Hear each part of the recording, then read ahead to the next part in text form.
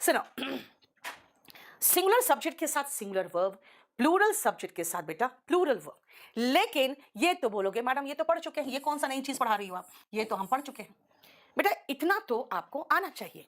लेकिन अगर मैं ये कहूं I do my work my self, तो बेटा यहां पर एक चीज मार्क कर रहे हो कि इस सब्जेक्ट के अकॉर्डिंग हमने डू वर्ब लगाया, लेकिन इसके अकॉर्डिंग आई के अकॉर्डिंग माई लगाया और आई के अकॉर्डिंग ही माई सेल्फ लगाया।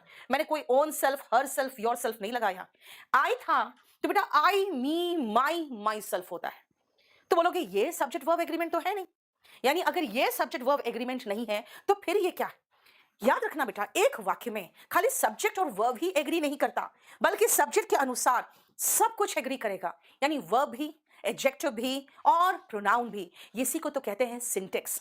अगर आप कहोगे कि भाई सब्जेक्ट वर्ब एग्रीमेंट में क्या पढ़ेंगे, तो बेटा सब्जेक्ट वर्ब एग्रीमेंट बहुत सारे टीचर्स आपको कहेंगे कि सब्जेक्ट वर्ब एग्रीमेंट क्या होता है, ये चैप्टर तो रॉन्ग है।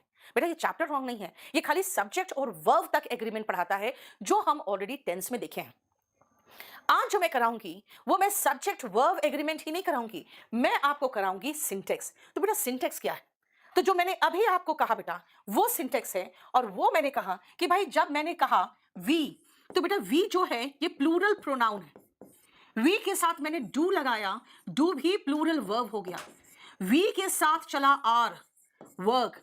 अब देखो वी के अकॉर्डिंग आर आया, तो सब्जेक्ट वर्ब एग्रीमेंट तो यही खत्म है। प्लूरल सब्जेक्ट के साथ प्लूरल वर्ब, प्लूरल प्रोनाउन के साथ प्लूरल वर्ब। लेकिन we do our works, our work, our self, तो we do our work our self, देख रहे हो, यानी वी आर और आर सेल्फ। ये क्या है बेटा? बेटा इसी को तो कहते हैं syntax. Syntax is the agreement among all the parts of speech. देखो